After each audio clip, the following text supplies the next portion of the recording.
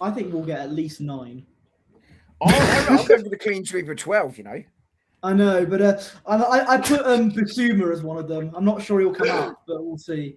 Guys, you do realise there's no countdown, We're live. We're live. Oh, hello. Hi, all. Guys, welcome back to We're just another filling episode out our of the tax Arsenal. returns. It's fine. Welcome back to another episode of the Arsenal All Out Show, where we talk everything bullshit to do with Arsenal. I think that's probably what I should have titled the stream today, or just the show in general. Arsenal all bullshit, really, because that's what we tend to do every single Monday. But yeah, we are joined, of course, by the likes of Dom and Porsche, as well as Josh too. Of course, both Dom and Porsche going head to head with the Seb Bingo tonight, which is going to be heavily competitive, I'm sure. It's meant to be But a of secret. course, you know, Seb's not here. No, Yeah, I'm doing good, thank you. Looking forward to it. Always look forward to Mondays now because I get to be part of this or watch it if I'm not available. I'm a bit worried about what do you mean the likes of me and Posh. There is only just me and Posh. We are unique.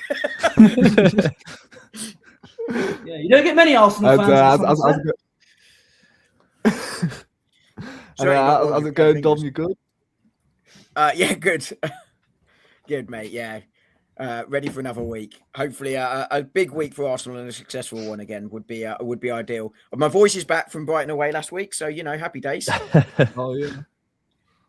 And what about you, Josh? You good, bro? Yeah, I'm doing great, man. Obviously, life is good right now as Arsenal fans. You know, 7 points clear. We obviously saw the FA Cup quarter-final today. Southampton, which will be interesting. Yeah. Obviously, City get Liverpool as well. Carabao Cup final coming up in a few weeks. Champions League on Wednesday. So yeah, it's one of the first times I think I've ever experienced this, where Arsenal in March have been in a League Cup final, flipping 7 points in the Premier League. Champions League, got that great run. Obviously, FA Cup winner quarters as well. So It's the Yeah, first man, all time good. ever for us. First time ever in our history. ever, yeah, it's Yeah. crazy. It's crazy. So anyone that says they've Yeah. seen it before hasn't. Yeah, I think that's where we probably should start. You know, who we got in the quarterfinals. Obviously, Southampton away. I mean, although they did cause all that trauma a couple of seasons ago, which to this day, honestly, still traumatizes me. You know, that 3-3 draw at home to Southampton. In fact, we didn't beat them at all that season as well, which was mental, because we drew to them the last time we played them, didn't we, at their place? Yeah. So yeah, it's still a great draw nevertheless in the quarterfinals of the FA Cup. And we never seem to really have the rub of the green when it comes to the FA Cup draws. But it's safe to say, so far this season, we've had obviously Wigan, we've had Portsmouth, and we've had Mansfield. So it's been a nice cup run so far in the FA Cup, as far as I'm concerned. Southampton will, of course, be evidently our toughest game of the FA Cup so far. But what do you boys think of the draw in general? Because with Man City drawing Liverpool, that could work in our favour, because I'm hearing that Man City have to play, I believe it's Chelsea Liverpool. at 4. Liverpool. They got a tough run of fixtures. Yeah, Liverpool at 4:30, and then it's Liverpool at 4:30 in the FA Cup, and I think they've got who have they got in the Champions League again? It's Real Madrid, isn't it? Real So- Madrid and Real then Bayern Madrid, Munich. and then Bayern. Yeah, probably. in 1 week. So it's not going to be easy. But what do you boys think of the of the draw today? Because I actually missed it. Yeah. Oh, I mean, the draw itself is always boring, right? You just follow it on your phone and see who Oh, you got. yeah. Don't watch the bloody thing. Not unless you're suffering mean- from insomnia, at which point it might help. I mean, to be fair, I prefer the FA Cup draw to the likes of the Champions League and the World Cup. That's for sure. Yeah, Because because at they least don't. they do it more Yeah, quicker. they don't waffle, do they? Like for flipping No. hours. Yeah, they just get on with So, it. yeah. A man puts his hand on some balls and out they come. Yeah. Pause. What stream are you watching, Tom? Yeah, Oh, what sorry, stream that is was he the other watching? channel. Sorry. Yo.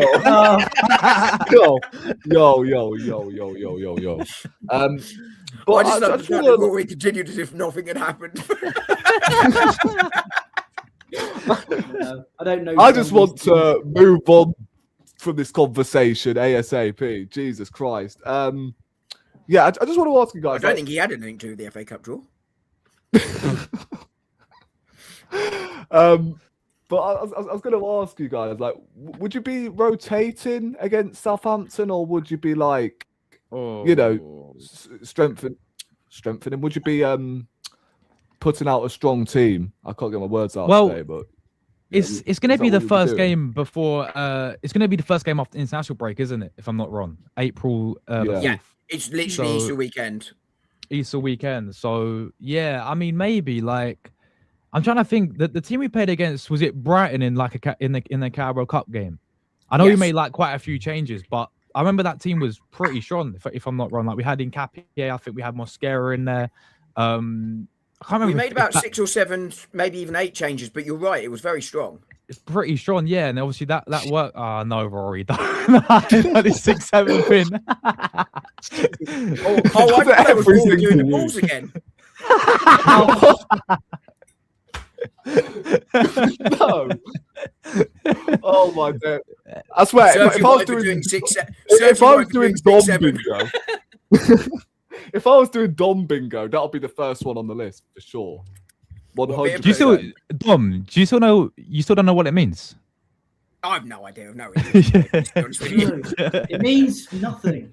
Yeah, it does literally. Man. There you go. Jesus. But yeah, no, like overall, I think it was a decent draw. I mean, as you guys saw, it could have been a lot worse. Obviously, I think Chelsea probably did get their favourable tie getting Port Vale at Stamford Bridge. But then I'm also looking at it as well. Like we get past Southampton, you look at that other semi-final we could get out of Leeds, Brentford, and I don't know what the West Ham and Brentford score is right now. But last time I checked, I do. It is West Ham United 2, thanks to 2 Jared Bowen goals. Brentford 1, Igor Tudor getting their goal. Thiago, sorry, there we go. Igor Tudor is someone very different. But yeah, like so we could. He's a silver member, though. I heard. Oh, of course he is. Of course he is. Like Frank as well is. 100%. But yeah, I feel Southampton. Like that's my only concern, Rory, is playing Southampton. As you said, is like over the years they've been a side that causes upsets. Like you think about the free, as you said, that 3-3 game in the title race. You think about. Even when we had Arteta in the FA Cup run, they beat us 1-0, I think 2021 season at St. Mary's. And even under Wenger, like they done us 4-0 on Boxing Day. Under Emery, that 2-2 game at the Emirates as well. They've always been a side over the years where they always have something for us. So our record at St. Mary's isn't the best. Ain't the best. They ended Emery's unbeaten run as well. That 3-2, yeah, there we go. There's another one. So. Yeah, man, that's my new concern with it is like... I was feeling all right until you started talking. Usually he says that to me. But yeah. Oh, dear me. Now I'm all worried. Porsche, would you make it a draw?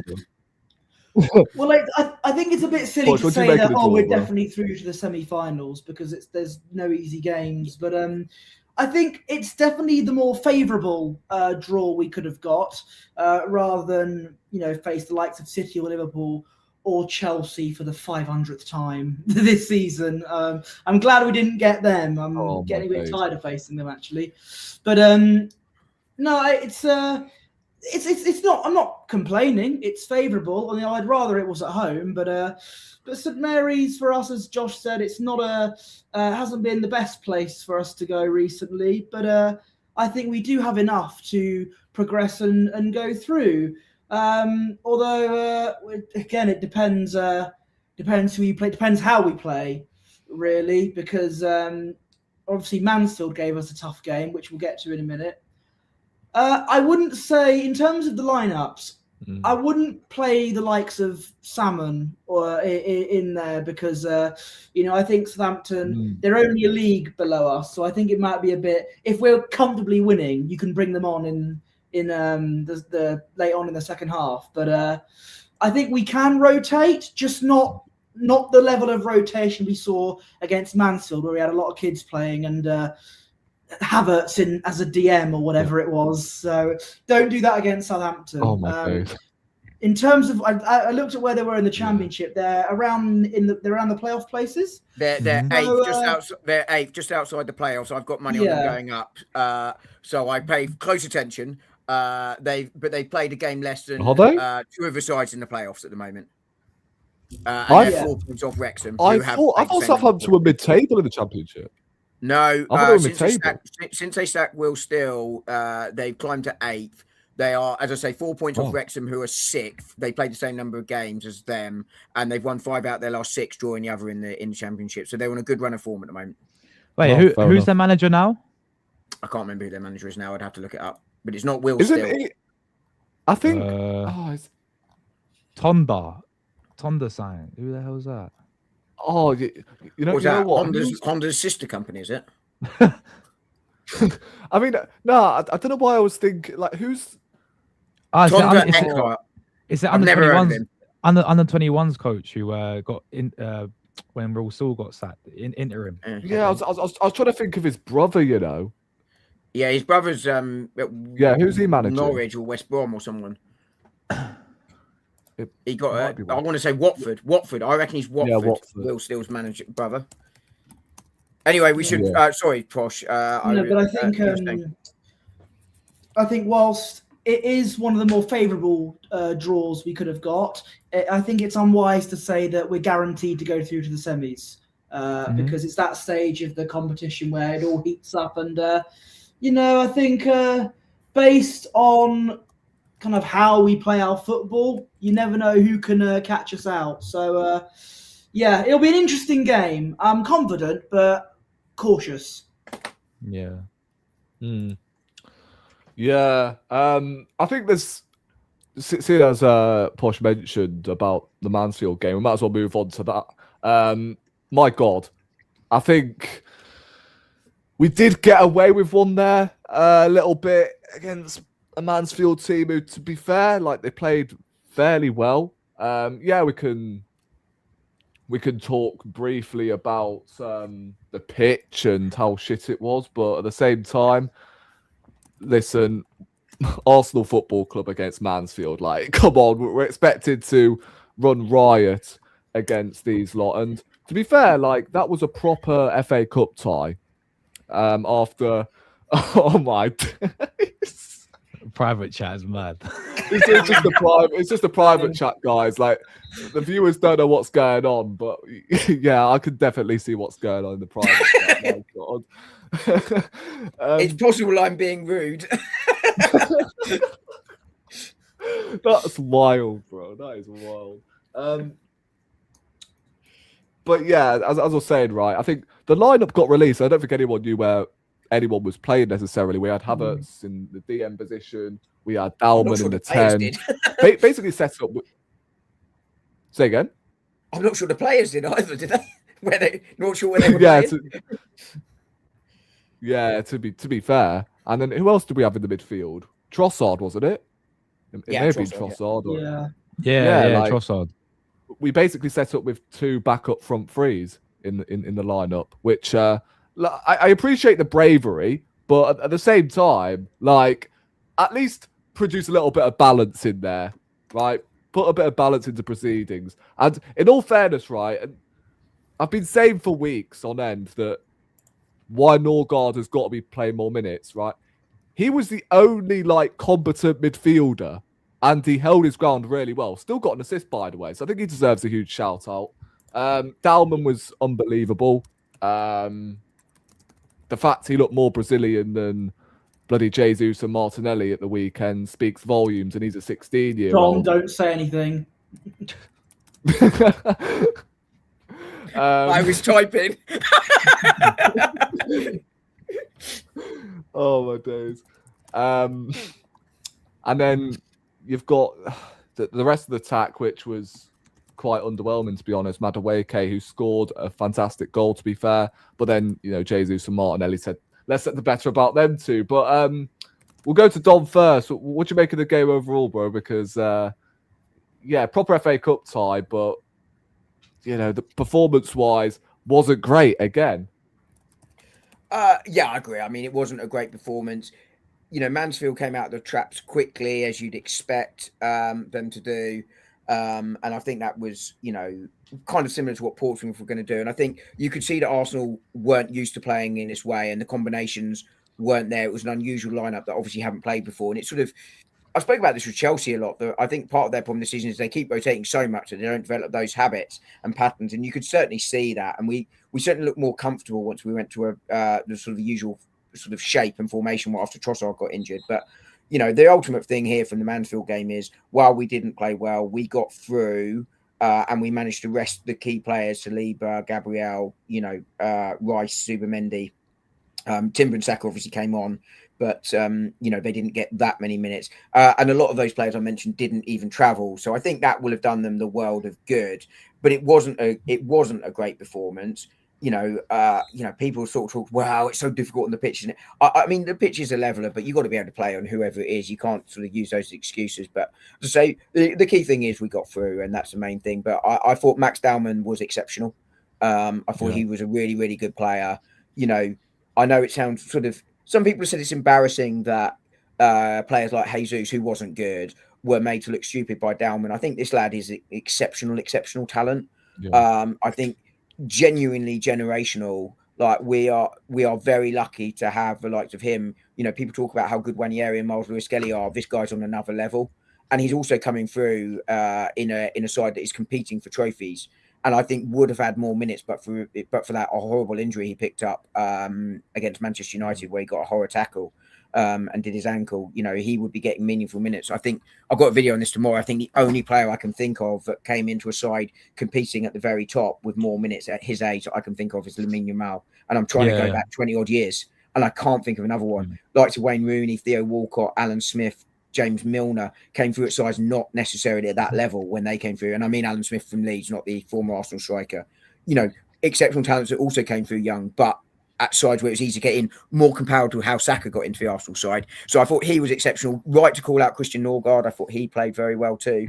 And I thought Marley Salmon also played very well. The mix-up for the goal was horrid between him and Mosquera. I don't think it was his fault, to be fair. But I was just going to say, he sold Mosquera short.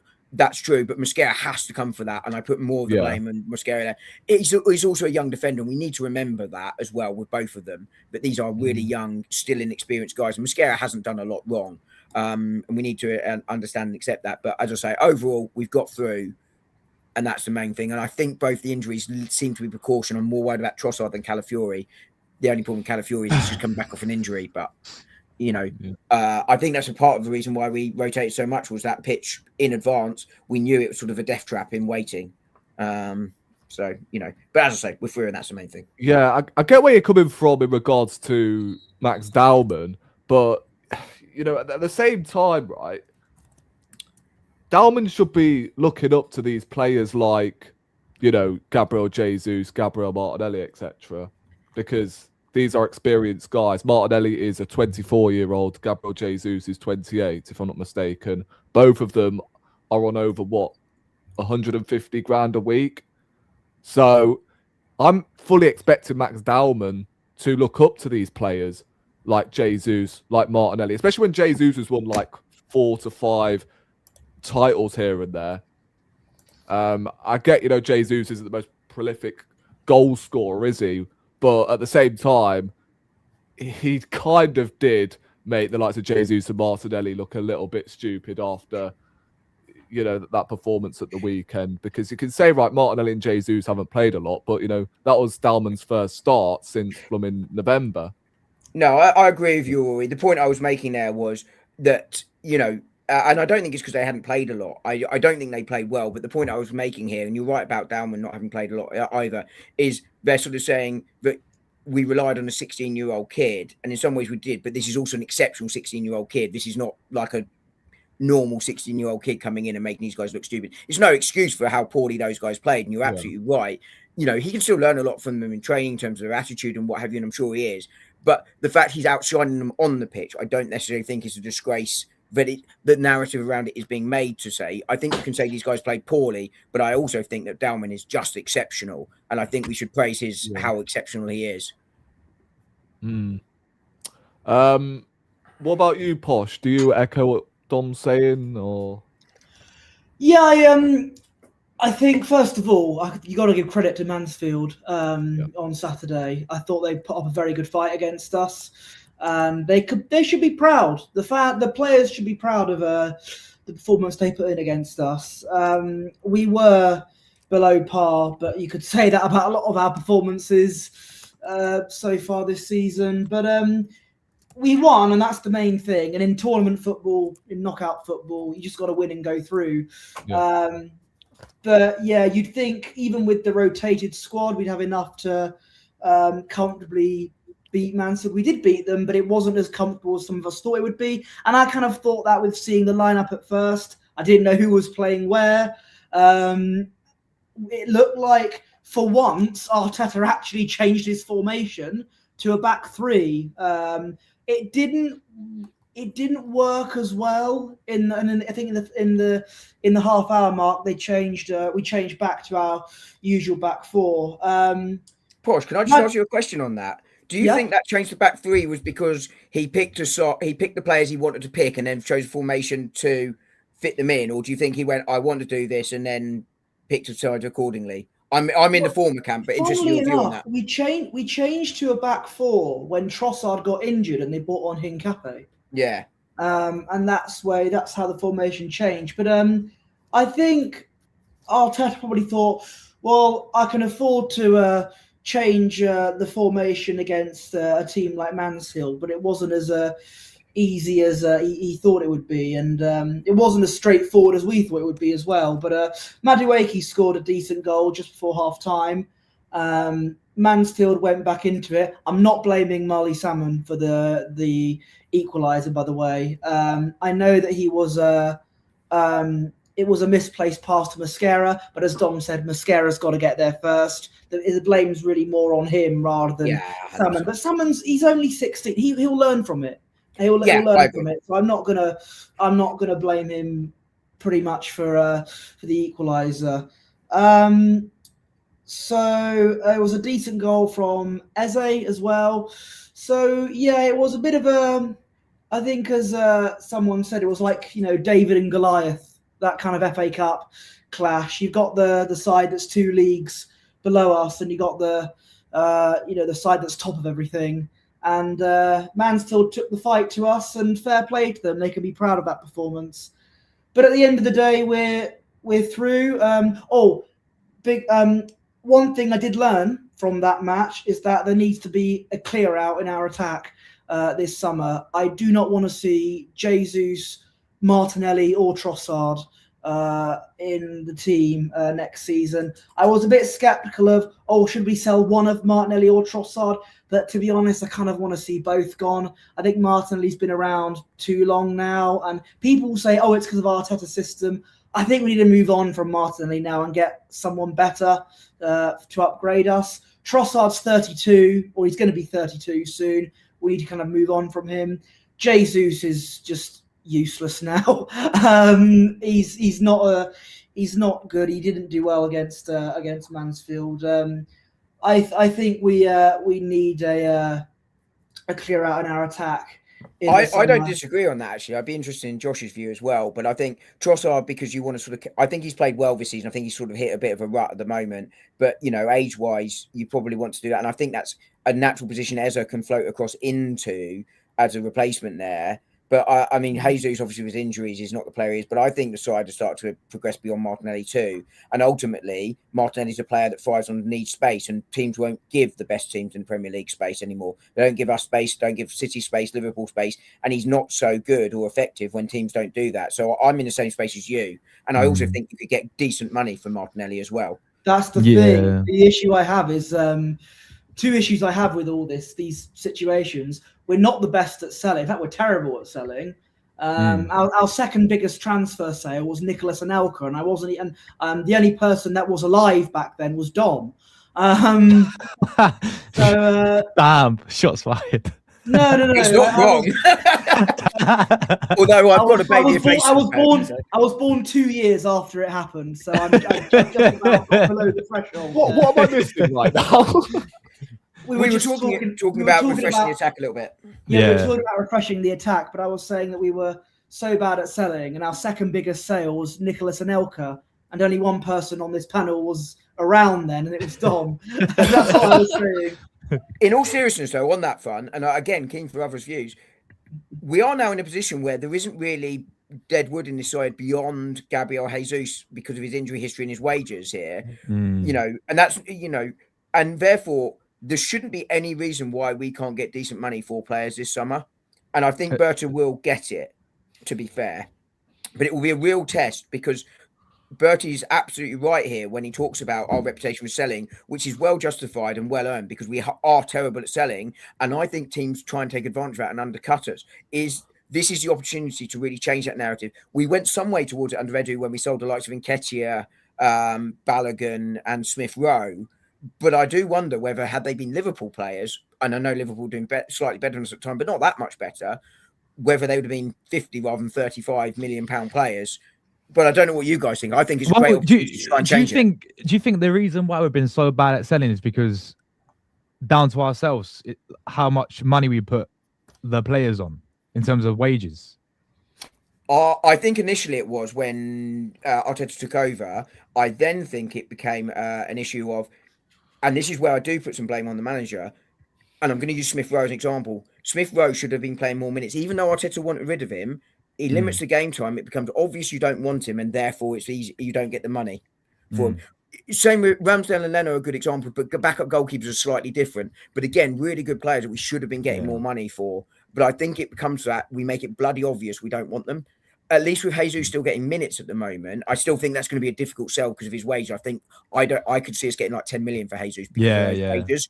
I think he's an example of sort of the old stuff. And I don't no problem with Jesus' contract, by the way, because when we signed him, it was a great deal. We just moved beyond him.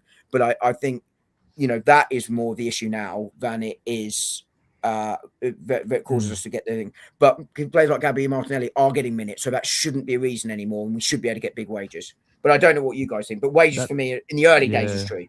As you said though, it's like this is how far the squad is now. This is how good the squad is because we're looking at it.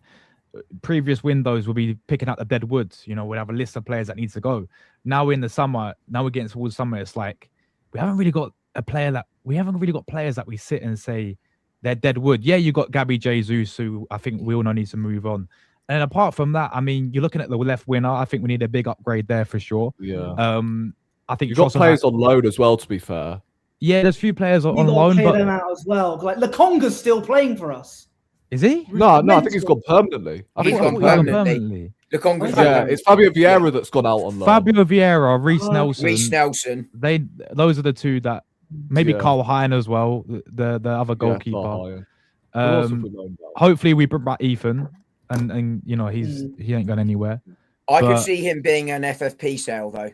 With Max Dowman coming through, with Max Dowman coming through, I could see. I wouldn't do it, and I don't think it will be this summer. But in the next year or two, I could see that being a sale because homegrown means it's pure profit from the financial rules. But secondly, you'd be looking at and going, is Max Dowman and Wanyeri competing for the same place in the side, and is Max Dowman a better option? And I could see Ethan being sold because they want to go to be a starter somewhere, sort of Cole Palmer sort of style stuff at Manchester City. So I could see him being a sell from that point. But I don't think this summer, but I think I could see him going out on loan this summer. Because trying to get into this squad is so hard. Yeah, it's true. And he needs minutes. I'm looking at it as well, then we may be looking at like a big sell for Odegaard then in the summer. That's what I was going to go for. If we're talking about FFP sales, if we have to do one there, it's going to be Odegaard because you know my thoughts on Odegaard. You know my patience has been tested with him. And if we're going to have a big sale, it will be him or Martinelli. Maybe both if we're lucky. But I don't think Odegaard will go, but I'm not against it if we get a big deal. But I think Arsenal will re-sign him. With the other one we got out on loan, big name obviously is Jakob Kivior, but we know that's likely loan. If it's a loan with the deal pretty much done, right? So I kind of count him as gone, but you know, I think Martinelli, Ben White would be another one. It's a shame though that it's a shame with him, You know, but we're going to be selling players that have done a good job for Arsenal. They're not terrible players. You know, Martinelli has been awful in the league for us this season, but he's got a lot of goals still. You know, I think it's right that we move on. I agree with Posh, but does anyone rate Martinelli? Sorry, I was just. He's all right in the Champions League. Yeah, that's the thing. Champions League. He's not consistent enough. He's not Premier League is just not. It's not that. Arguably, this could be down to Arteta and his system, but I don't know. What I will say though is, I don't mind getting rid of Martinelli unless you bring in, I don't know, a Kvaratskhelia or a Yildiz, because those are the rumours, right? I'm going to say rumours because, you know. There's also Kvaratskhelia is being linked with a new contract at Paris Saint-Germain. Oh my God, Dom actually said his name correctly. Wait, yes, because you said it first. I could copy it. First try as well. I still call him the Georgian bloke. Yeah, that's what I normally call him. Have we been linked with Kvaratskhelia? Yeah. There's been rumours, right? It's silly season though, Josh, to be honest. Let's be honest. He's going to sign a new deal. It's all part of getting a new deal. Let's be honest. But I agree. Look, Martinelli, as a squad player, is absolutely fine. The problem is we don't have a lights-out left winger, and therefore he is arguably our starting left winger or Trossard, and I'm with you. If one of them goes, so we can bring in a lights-out like the Georgian guy, I'm not having a second go. That is absolutely what should happen.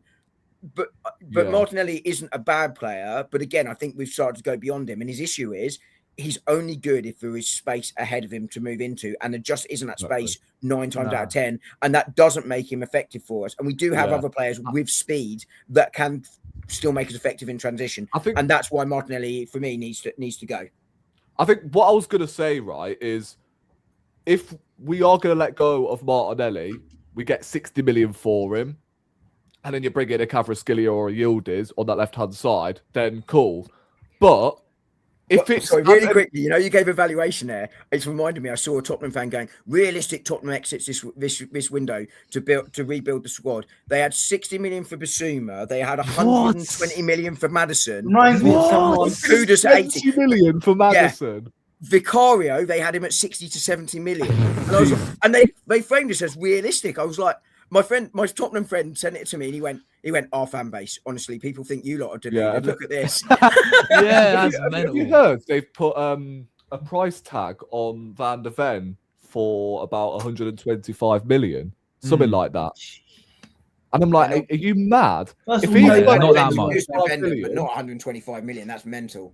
They'll get the most money for him, but not 125 Gabriel worth, if he's worth 125 million. Yeah. There's a 65 million pound player there, probably, if they stay up. If they go down, he's a 40 million pound player. That's the reality. But as I was saying regarding Martinelli, right, we revert to the point, right, if you let go of Martinelli, you get an upgrade in, such as Yildiz Kvaratskhelia, fair enough, right? However, if it's Anthony Gordon, then you might as well just keep Martinelli. I agree with you, Josh. Rory, sorry, by the way. I think that that's not for me an upgrade. Bro, Anthony Gordon is the equivalent of Martinelli this season. He scored 10 goals in the Champions League, but look at him in the Premier League. I think he scored like one open play goal in I think I don't really discuss all these, as Dom says, silly season. I don't really discuss these rumours, and I don't believe them until the likes of David Ornstein or Fabrizio Romano say it. That's why I didn't say anything regarding the Anthony Gordon stuff. That was that was all the rumours a few weeks ago, because there's no point. I don't. The thing is, Posh. So David Ornstein, I think, was talking about Gordon like for a while back now. Like we've been looking at him. Like he's been a name. Yeah, that's been a long running rumor, hasn't it? Yeah. So it wouldn't surprise me, Posh, to be honest, if we do get. Well, we'll wait and see what happens. We've got the season's not over yet, so I agree. I don't know. And I do agree with the guy in the chat there. We are not getting 60 million for Martinelli. I'm afraid. I mean, it depends on Saudi. Honestly, we'd be lucky to get 30 million for him. I mean, it depends on Saudi though. Like, if Saudi come in, we may have a chance of reaching that amount, but I think it all depends really on what the market is. This summer's market just gone, it was a very inflated market for wingers in that camp, as we talked before. I don't think those ones we talked about before, the likes of Ilanga, Kudos, Madueke, it's not that they're bad players. There's one more I always miss out. I don't think they're bad players, but they're not 50 million pound players. I mean, if that's where the market is again, then Martinelli is a 60 million pound, 50 to 60 million pound player, but we don't know what the market will be this summer. Yeah, I was going to bring this comment up as well. Odegaard, Martinelli, Trossard, Jesus, Madueke should be sold awful players. Trossard is by no means an awful player, and I don't think it's more of an age thing for him. Yeah, Yeah, it's it's more of an age. age thing. Yeah, because he was a baller back in his prime. Brentford have got a penalty, Martinelli, by the way. he's just regressed. Madueke for me has done his job as the Saka backup, if you ask me. Like, Yeah, I agree. yeah, I wouldn't be getting rid of him. It's just like at the moment, he's just a squad player at best.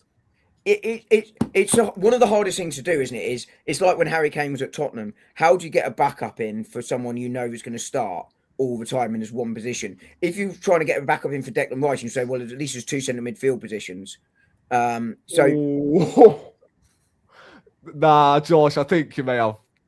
Yeah, I'm going to let Josh come maybe. back on this one. He knows him better than me. Yeah, what's this? What's this? Hey, it's West Ham 2, Brentford 2, by the way. Oh, yeah, Brentford equalised. Well, what's this? This might just be me. I think Yildiz is overrated. I love him, but Syria is like looking like a farmer's league this season. Oh no! Oh my god, is he actually not great on Trossard this season? No, my friend. He's only saying this because of how embarrassing the Italian team has been in Europe this season. Yeah, the only one who's still left in Champions League is Atalanta. Yeah, Inter got embarrassed. Juventus got embarrassed. Flipping Napoli didn't even make the flipping playoffs. Yeah, so this is why Serie A gets a bad reputation. There's been there's been like for the last 4 seasons, 4 or 5 different winners, right, for the title. So, like, you got Como, Cesc Fabregas, Como in the top 4 right now. Yeah, like you got from like 15th all the way to 20th, like two or 1 point for the relegation. We shouldn't forget that Inter made the Champions League final last year either.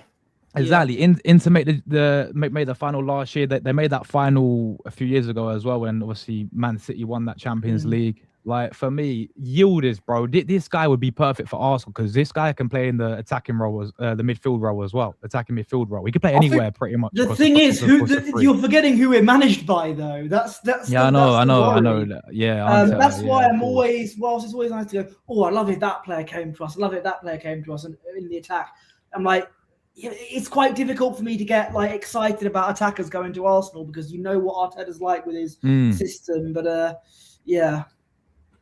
I think the most goals in the Premier League this season, but Yildiz will be available because Juventus are like Juventus are going to have to sell. They're financially crippled. Exactly. So I think he'd be perfect, man. Personally. Yeah, I mean, I see Yildiz as like a mix between Martinelli and Trossard. I think he's got the end product of Trossard, but the pace of Martinelli, if that makes sense. Yeah, to be fair, like Yildiz won't cook under Mikel. Like, I hear it, but I think because our left-hand side has actually looked pretty decent this season. It's looked better than recent years, that's for sure. When that's been more balanced, it has struggled in the last couple of weeks. Yeah, for sure. And if you've got, I don't know, Calafiori perhaps behind him, and then Yildiz on the left, which, to be fair, right, the left-hand side is where your magic tends to happen, right? So I think because Yildiz is that ilk, I think he could actually work out, but at the same time, I would put my money on it. I just wouldn't. Well, who's the other winners out there on the left then that would be better for you guys? I mean, like, Rodrigo's injured, isn't he? So, like, ACL. Rodrigo's injured. ACL, yeah, he's I done. don't know how he's gonna. Yeah, we'll have to wait until, is it December time? Yeah, so I think that rules him out of a summer move, to be honest. You can pretty much write him out for next season by the time he gets himself fully recovered. 80, bro. Everyone take Kvaratskhelia. Bro, we missed that opportunity when he was at Napoli, bro. PSG. Yeah, I don't think we can afford it, unfortunately. I said it at the time. I'd have loved it, but I don't think we could afford it. You know, I think Ornstein said it at the time. Loads of people, Did we not scout him? We had scouts that when he's in Georgia, scout him or something, and he was very close to getting him there, but we just sort of turned him down, or we didn't go. Yeah, apparently so. Yeah, I mean, if that's true, that's a real missed opportunity. I think last January, I said it at a time, and lots of people, including Ornstein, have said it since. Arsenal just simply didn't have. They had a max of 50 million available and no more. I think we were never going to be able to outbid Paris Saint-Germain in that window. Unfortunately, because I would have loved him. Because I don't think the left wing market is brilliant, to be honest with you. No, at it's the not. top level. Yeah. What about the other PSG guy, like Barcola? No, I think that would be I think- interesting. I think his end product. lacks, End products, yeah. That would be the Oh, he'd concern. be perfect for Arsenal then. Yeah. Well, for Arteta anyway, but Yeah. for From that me, point of view, nah. he needs some coaching to improve, but it would be an interesting one. If he came in to be, if you sold Martinelli and Trossard, you bought in Barcola to be, your new backup there, and you bought, then I think that would be amazing signing, but I'm not sure he wants to come in to be the backup. Yeah, I swear he played midfield. No, Is this the, left wing? He is a winger. Or is he a winger? I thought he was a midfielder. No, he's a forward. He can play central or on the wing, but predominantly a winger. Oh, right. I thought he was more right than left, but I could be misremembering. I mean, he's a highly rated player, but again, Yeah. I'm not 100% convinced how that translates from Sporting to the Premier League. that's the same guy that lobbed us in the halfway line when Sport in the Europa League? Is That's it not? not him. Yeah, No one else Yeah. is old enough to remember that. yeah, that. I cried for a day Um, after he did that. Yeah, Pete. Yeah, more. Oh, Morgan Morgan Rogers. Yeah, that's a Rogers, shout. perhaps. Yeah, Morgan Rogers. Yeah, I forgot about him. I think him and He's more him and central player, Kvaratskhelia isn't he? probably like. Mm. Yeah, but he can definitely do a job out on the left though. I think he's played most of his football out on the left-hand side for Aston Mhm. Villa. But I just want to move on because we heard the news the other day that Nkapie's signing permanently. I just want to get you boys' thoughts on that because to me, I think this is excellent news because all season long he's been excellent for Arsenal. And I think it was only the Villa game away from home where he made that costly error, to be honest with you. But apart from that, I don't remember him putting a foot wrong, really. I think he's been one of our best players so far this year. You may disagree, but I think he's really taken that left-back position really well. I don't think Josh. I don't know whether Josh will agree with me on this, but I think he may be better than Calafiori at left-back, because you deep it. Nkapie is better defensively, and I think going forward, Nkapie's got a better cross on him. So I think that's fair.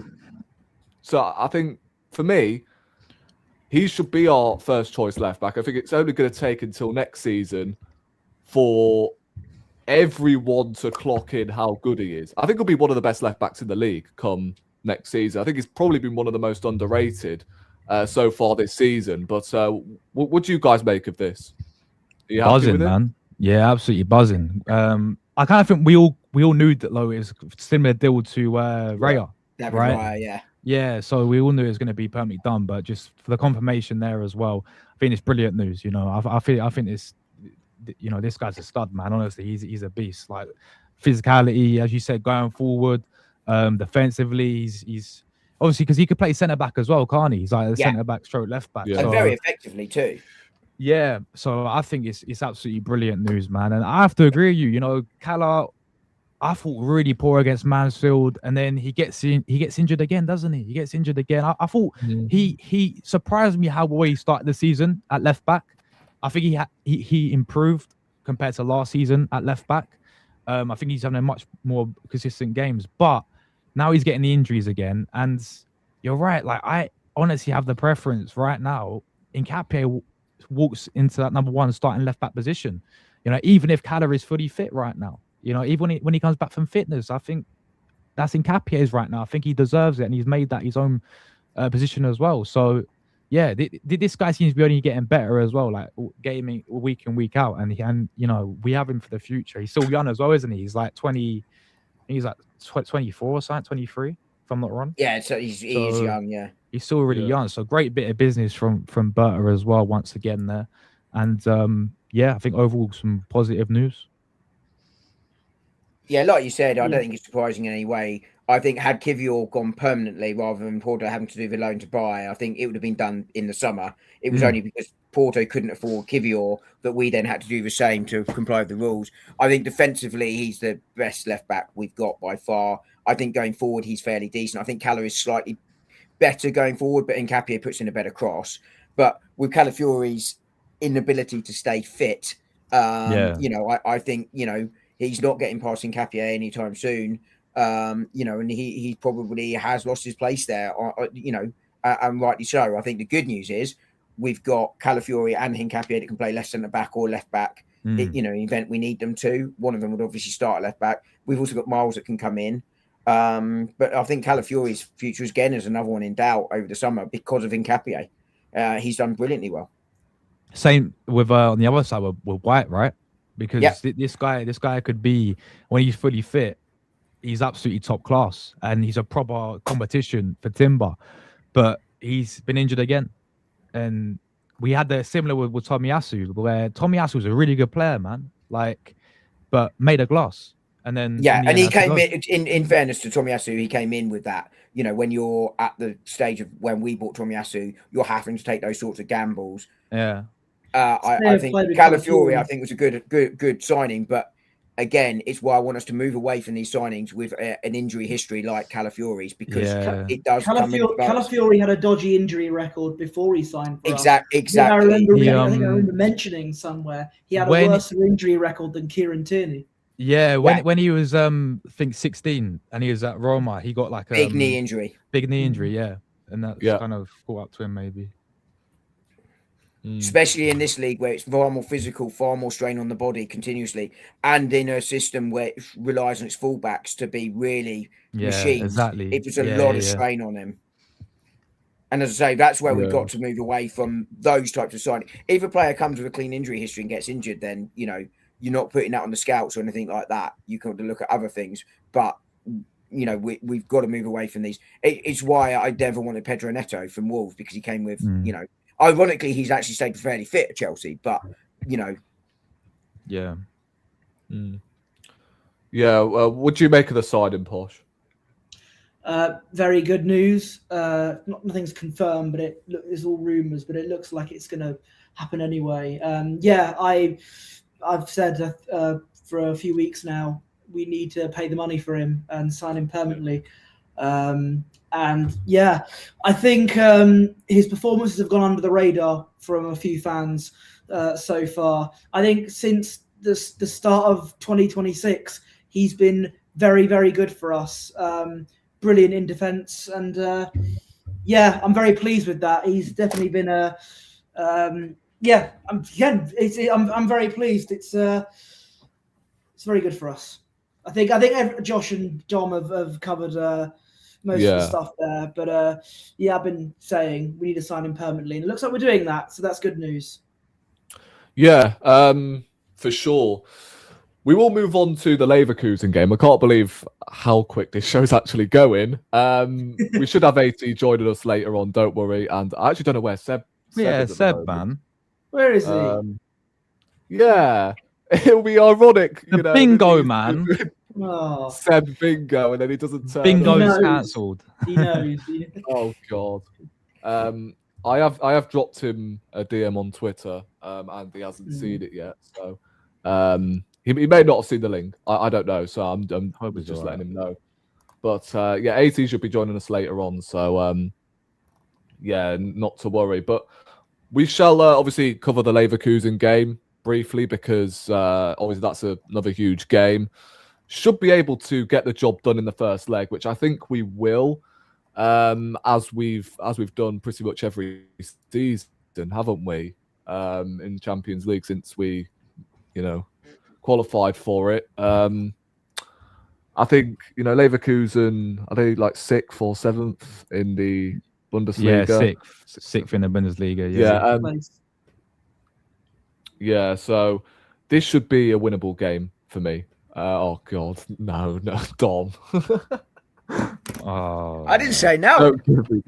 Don't give me that. It was just the look. It was just the look on your face. 6, 7, and no, don't. But yeah, as I was saying, I think this should be a winnable game, despite it being, the Grimaldo derby. You could argue, but we'll go to Dom first on this one. What will be your lineup for the game and your score predictions, and how are you feeling going into this one as well? Because again, as I said, this should be winnable, surely. I'm very confident over 2 legs that we'll get through. I don't think we'll win it in the first leg. I think Leverkusen are deserving of respect, and I hate 6-7. They're deserving of respect, and if you get to this stage, you can't be a bad side at all. But I think Arsenal will be too strong over 2 legs. And I think you have got an opportunity here where you can probably make 2 or 3 changes in Leverkusen and another 2 or 3 changes against Everton as well, which is what the squad's here for. So I am confident on this one. I think I do go as strong as possible, but if there's doubts about any players, I don't play them. I'd like to see Kai Havertz start. I think it's why he started against Mansfield for 60 minutes. Also, when it was about 60-minute mark, he went off from memory, wasn't it? I'll tell you. I think it was around then anyway. I'd like to see him start against his former club. I think that could be really quite effective. Oh my God. I said 60th. I didn't say 67th. But yeah, otherwise you go relatively strong for this one. If there's doubts about Trossard, don't start him. I'd start Martinelli anyway in this one, because I think he's well suited to this game. I don't know what my lineup is exactly because there's a couple of injury doubts over a few players, but yeah, I think Arsenal will get through over 2 legs. Oh, come on, Dom. You're supposed to be good at this. Good at what? Predicting the lineup, surely. Oh, I'm crap at predicting the lineup. All right then. Raya in goal, Timber, Saliba, Gabriel, and Hincapié. Rice, Zubimendi, Havertz, Saka, Martinelli, Gyökeres. There you go. Interesting. But if there's doubts about anyone, they come out.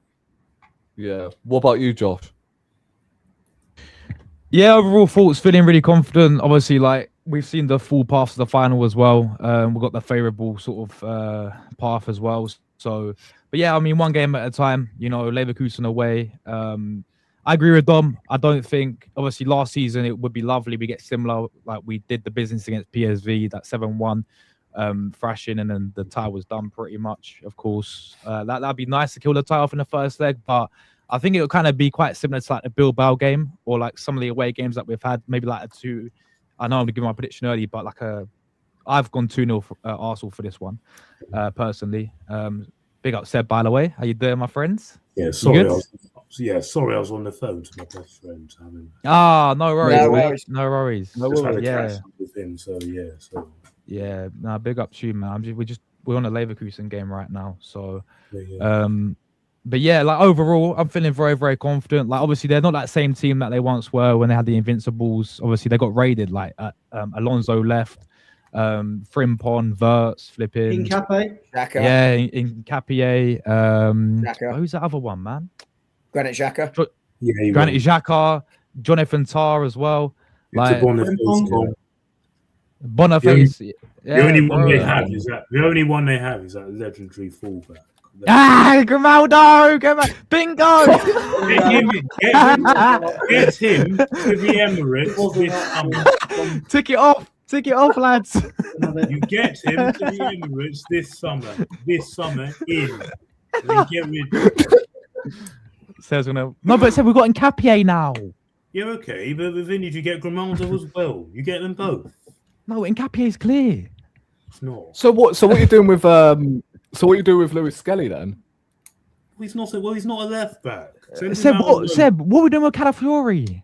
Where is Calafiori anyway? The thing is, he can never stay fit.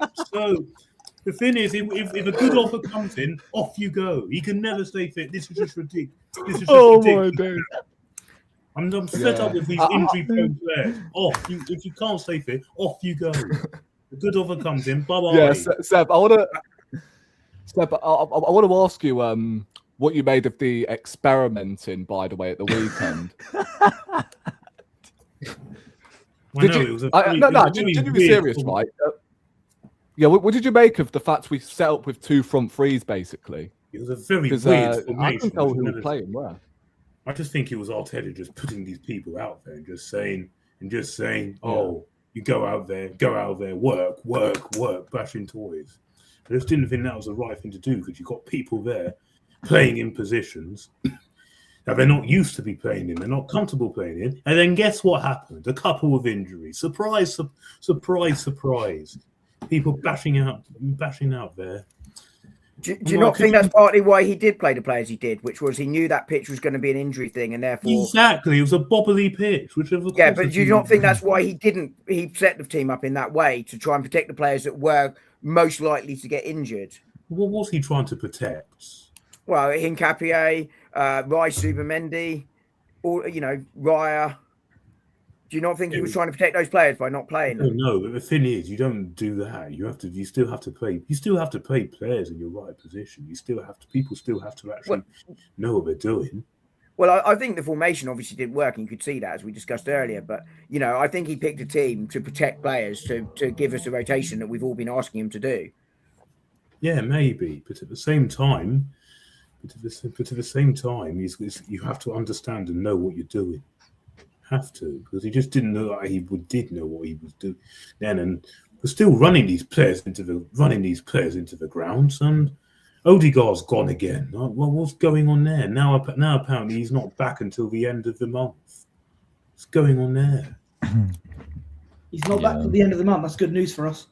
What's going on there? Well, regardless of what you think of him, whether you rate him or not, we still need everyone for the run-in. We need everyone fit because we've still got all 4 competitions. There's a lot of football to be played. We're going to have a packed April because it is likely we're going to go through in the Champions League. We're already in the FA Cup quarterfinals, and we've got another favourable draw. So we're going to have a packed April, and the last thing we want is for players to be dropping out like flies. Well, I think that's partly why Odegaard's not being rushed back, is to make sure he is back for that busy period. I think, this is Arteta protecting those players and making sure he does have them. Because you're right, we need those players. Pep Guardiola was talking about it yesterday, how if you've got injuries, it's impossible to do things. So I think there is an element of them being really cautious there.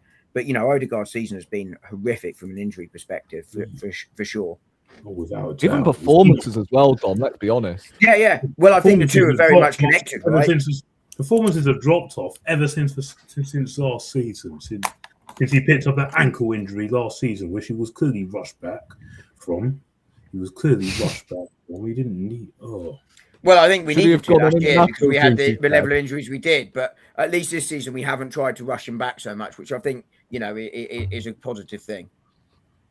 Yeah, absolutely. Yeah. Should he have still gone on international duty to this day, Seb? No. No. I'm not No. Actually, because I actually remember. Tick it off.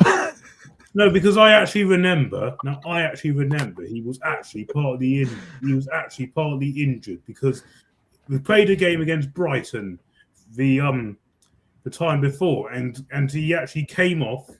He actually came off with a knock to his ankle. So why let him go and make it worse? So no, actually, because he should not have gone. And we need to be ruthless. This upcoming international break, Arteta needs to be ruthless. He needs to be going, no. What rule is he using to say no to? Don't tell me. Don't make excuses that it can't be done. Fergie did it a lot back in the day. Pep still does it now. No. You've got to be so ruthless. Does it mean I can go out and murder people, or can I just choose to pick which rules I want to abide by? These are rules these are rules that clearly do not exist. Everyone does it. Everyone does it. Every single team, as I've explained many times before, a manager will say, look, this player's an injury. Will you not call him up? Yes or no? If they say yes, we won't call him up. That's fine. If they say no, we want them. We have to release them. You can also have the same conversations with the players. We did it before. We did it with Calafiori quite recently, where he went out to Italy, but the agreement was he wasn't going to play, and he went out with the squad. But if a player wants to go and the national team want to call them up, there is nothing you can do to prevent it. The rules were changed because of Alex Ferguson and Arsene Wenger's behaviour in the late 90s and early noughties. That is the reality of it. Does it all the time. He doesn't do it. There's not one example of Pep Guardiola coming out and saying, I withdrew him from the international sneezed. Didn't take him. No, you stayed And here. Phil Foden agreed to be withdrawn from the England squad. Simple as that. Find me one example where Pep Guardiola has come out and said, I withdrew a player. One. Exactly. Then what happened there? What was the consequence there? Nothing. But he didn't withdraw him. Nothing is going to happen. He didn't withdraw him. He did. Phil, go on then, prove it. I don't have to prove anything. Well, then, it's madness. In that case, I'm 12 foot tall and my cock is 30 yards long. I mean, this is madness. There isn't an example. There isn't an example of where the manager come out and done that. Yes, everyone does it.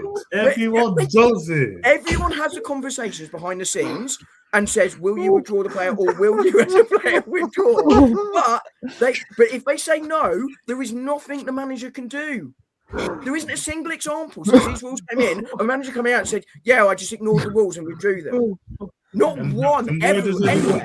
Then why does everyone continue to do it? Because everyone does the same as we're saying. You talk to the player and see if they withdraw. We've had it before where players have said they will withdraw. Martinelli and Jesus did it. And Brazil called them up anyway and they had to go. It's as simple as that. What exactly can the national club do if they find out it happened? What exactly can the national club do? Report us to FIFA and then the sanctions are in place on the club.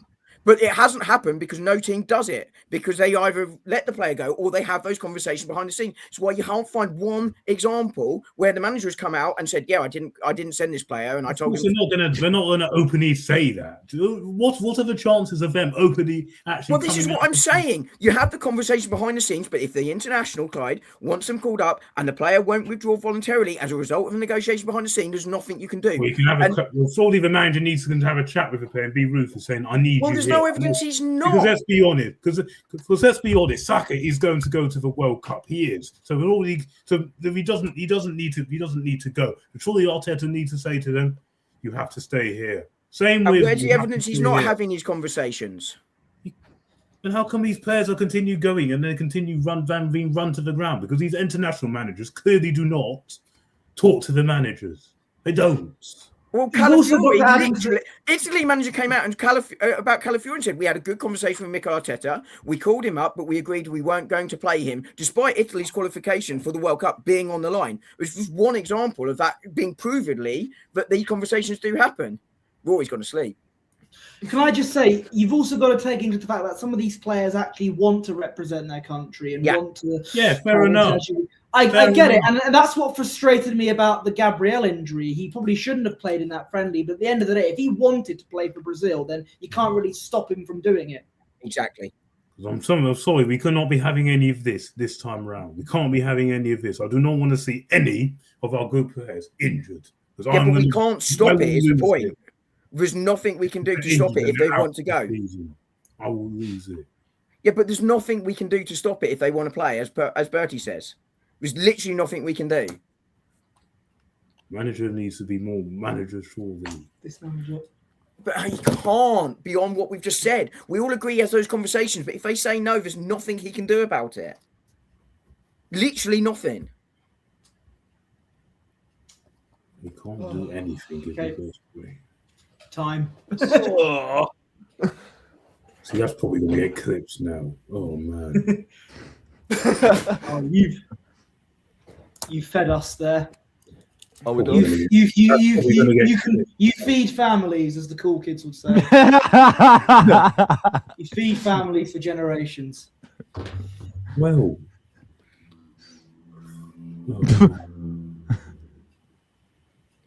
That motorbike sounded like a lightsaber. Yes, Seb. How are you feeling about the Leverkusen game then on Wednesday? Yeah, confident. We should be going through that. If we don't, they should be very ashamed. We should be going through that.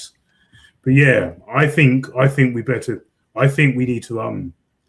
I think what we should do, try and get the job done out there. Try and get a couple of goals out. Try and get a couple of goals up. And go strong against Everton, but Everton this weekend is massive. And then all games. And then next week, rest a couple players if we can, and then get everyone ready for that cup final. If we go a couple goals up, then the time they won't do it. So try and get a 2 or 3-0 lead out there. Then that'll put us in a great position. I saw your comment on my video. You said about the final that it would be Bayern Arsenal as well. Yeah, I do actually reckon that's got a good chance of happening. That's what I'm predicting. But of course, you've got to take it round by round. Yeah. That's what I'm predicting. But if I was going to put money on a final, that's where my money would be right now. Yeah, I think they're definitely round by round. They are let's not get ahead of ourselves. They are without a doubt. More rounds to go. I get that. I did just say we have to take every game at a time. But I did just say. But the thing is, I do believe they are definitely the two favourites because of the league phase standing. So they're definitely the two favourites. But yeah,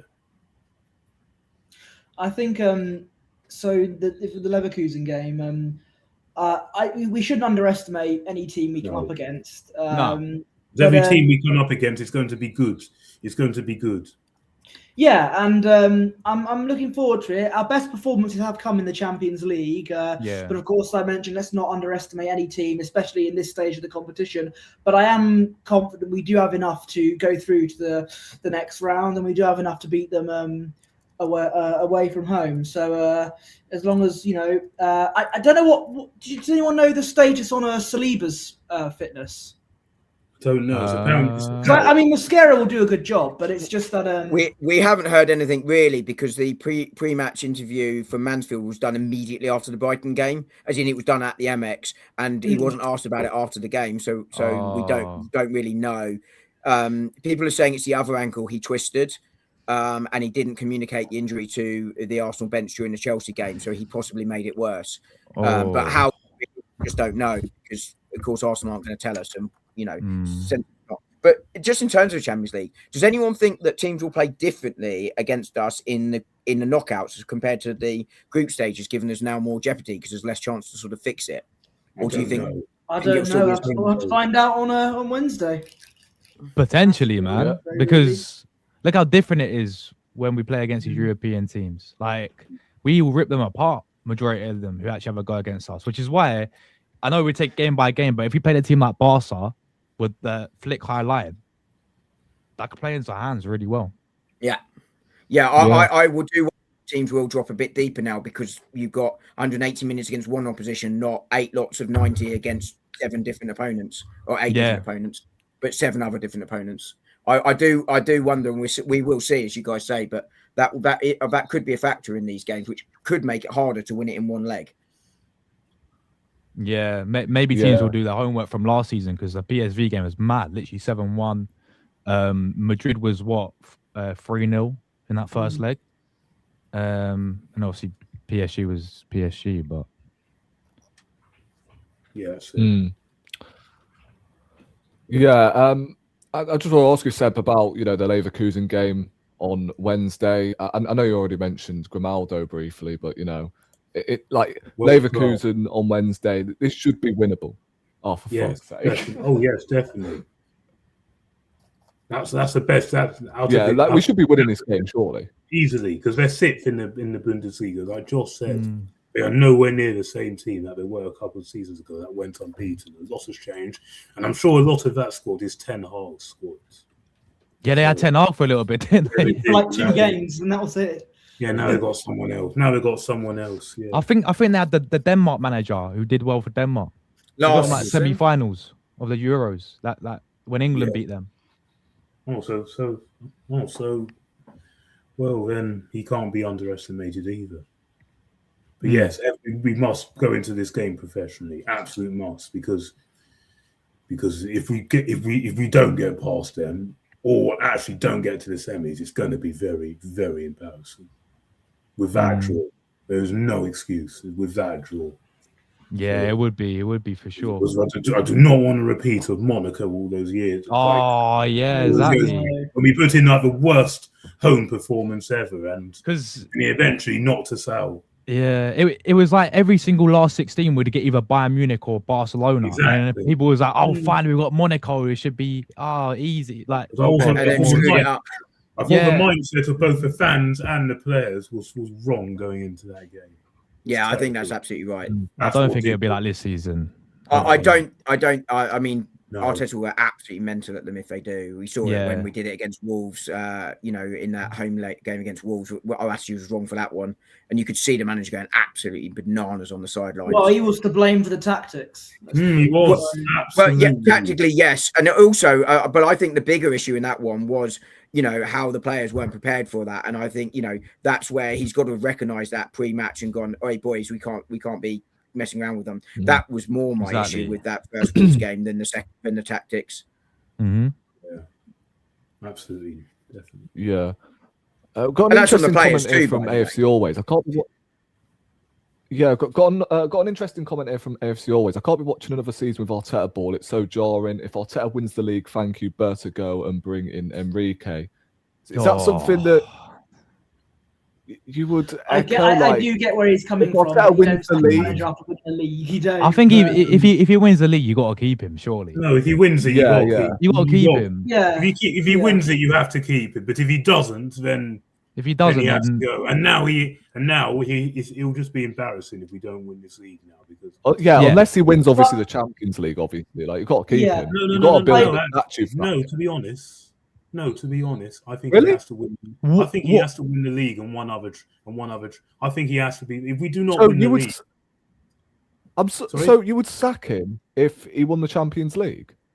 If he didn't win the Premier League but won the Champions League instead, you would still let go of him. To be honest with you, given the circumstances we're in and the position we're in and the fixtures we've got, it's still not a good look. No, I still think it's a bad look. I'm one of Arteta's biggest critics. You have to win that title. We've got everything going for us. Look at our fixtures. We're not going to get a better chance than that. We're in a position where you can't challenge for 4 seasons straight and not get over the line. The most important trophy. Yeah, but look at is Premier League. Look at the circumstances. No, I get. Look at the circumstances. I know. I understand. We've never won the Champions League, and I understand when people say that. But if you do not win the league, regardless of what he does, it's a failed season. It is. I kind of get. I mean, if he wins the Champions League, come on. Well, yes, of course. Don't get me wrong. I'll be buzzing if he won that, but I'll still deep down be annoyed, be disappointed. You have to win that title because this is what we've really built. Can I say something on that? I think everyone knows I'm I'm not exactly Arteta's biggest fan, and that's putting it very politely. But if he wins the Champions League, that's fantastic. I would keep him if he wins the Champions League. What I do think, however, if he only wins the Carabao Cup or only wins the FA Cup, that will not be enough to keep him. For me, it's either got to be a Premier League or a Champions League or a League Cup and FA Cup double. For me, it has to, FA Cup. No, for me, it has to be the Premier League and one other trophy. I don't think for 1 minute we're going to win all 4. I get that. Yeah. As long as we win the Prem and one other trophy, I'm taking that all day long. But Prem has to be one of them. Has to. Otherwise, he can't stay. Yeah, but if he doesn't win the league, okay, cool. If he doesn't win the league but wins the Champions League, you still got to keep him, surely. Yeah, because that's the only trophy we have on, and it would be. I get that, but you've got everything going for you, and this squad has been built to do the league, and we've led it so much, and with this running we've got, we're not going to get a better run. But look at the circumstances. So come on, look at the circumstances with the Champions League. I get that. Look at the run we've got. I get that, but again, we should be getting to at least the semi-finals at least. If we don't get that far, then that's embarrassing. But still, agree. Exactly. If we were to go out to like Lisbon or Bodo or something, but we go on and win the league, I'm still fine with that. I want us to stay. I think what's interesting. Don't get me wrong. I'd love us to win, and I want us to win, but it's got to be the Prem. The Prem is where my money really is. Of course, I want to win these other cup competitions as well. Gain it for momentum. I would love nothing more. But the league is an absolute must. And especially when we're giving opportunity after opportunity after opportunity like this, because we're giving another opportunity got given to us last week. You have to grab it. You have to grab it. You can't just say, I get it, but if you still win the Champions League despite not winning the league, then you've got to keep the guy, surely. Oh well. Like, regardless of how we bottle it, I'll still be very like, in disappointed the Premier League. I'll still feel that. What even if we won a Champions League? If it doesn't Even come if we with the won a Premier Champions League, League? yes. If we won the Prem and Champions League, perfect. But if we won the Champions League and not the Prem, I will still feel missed opportunity. What if? I think I felt all season we're going to win the league. Parades around North London. Yeah, we will. No, we should have a parade. Are we able to shove it in there? Them lot faces. Can I just say, as Arteta, one of Arteta's biggest critics, I don't care where we finish in the league, as long as we win the Champions League. Me, Prem. Yeah, exactly. Prem. I think what I find interesting about this is that I mean I felt all season we'll win the league, and I still sort of think that's going to be the case now. And I think last week was huge. As I said, you know, teams are going to drop points between now and the end of the season. I still think that's true. Man City dropped points last week, but what I find really interesting is that now we have to win the league. But just a week ago, everyone was saying Man City are coming, and it's not a foregone conclusion. So I find it interesting how that narrative moves, you know, on this one. And that's a general one. We've gone back to everyone saying we're going to win the league now. It's a foregone conclusion, whereas a week ago it was City, and I find that media narrative very interesting. But I think from here you would expect us to win the league, given the 7-point gap, given how difficult Manchester City's fixtures are, both in the league and in the cups compared to ours. That is all in our favour. But I mean, I am with Bertie that if we were to win the Champions League, I don't see how you can be in a position where you sack the manager, given we've never won it before. But I also think expectations have raised from any piece of silverware keeps him his job, which is where I was at the start of the season. It probably now has to be. Because of where we are in the season, how the season has gone, you have to slightly upgrade that one because the squad is good enough. And I said at the start of the season, I expected it to win the league, and it could win the league. Whereas in past seasons, I just don't think, before last season, I didn't think we were ready to win trophies. I think this season we are, and I expect us to win the league. And that's where I've upgraded my expectation now. That it needs to be either a couple of cups or it's got to be at least one of the big ones, because that's where we've got ourselves. And that is credit to this team and everyone connected to it. Yeah, but the point is, right, would you get rid of him if he won the Champions League from him? No, as I said, no, you can't say Champions League. I don't think you can if he wins the Champions League. I don't think you can get rid of him if he won that, but not the league. I don't think you can. But I think you can also be disappointed that you don't win the league if you don't. But I will still have doubts whether he can actually get us over that line, because let's be honest, what's harder to win, Champions League or Premier League? What's harder to win? I think the Premier League is the hardest one to win because you've got to do it 38. Yeah, Premier League. Well, it's probably the Premier League over 38 games, yeah. That's the one you must do. Why have we never won the... But at the same time, we've never won the Champions League. I get and that. we'll be able to taunt them lot down the road for, you know... Like we can be proper champions. We can talk to them down the road, whatever, anytime. But just because they've won one Europa League doesn't mean there's anyway. Anyway, look at them now. They're about to get relegated. So honestly, they can shut their mouths. So that died down very quickly. Honestly, they know exactly what they are. They're relevant. Like the thing is, we'd still be having parades even if we won the Champions League. So. Oh yes, of course. No, have a parade. Have a parade if you win the Prem or Champions League. Yeah, of course. Yeah. Of course.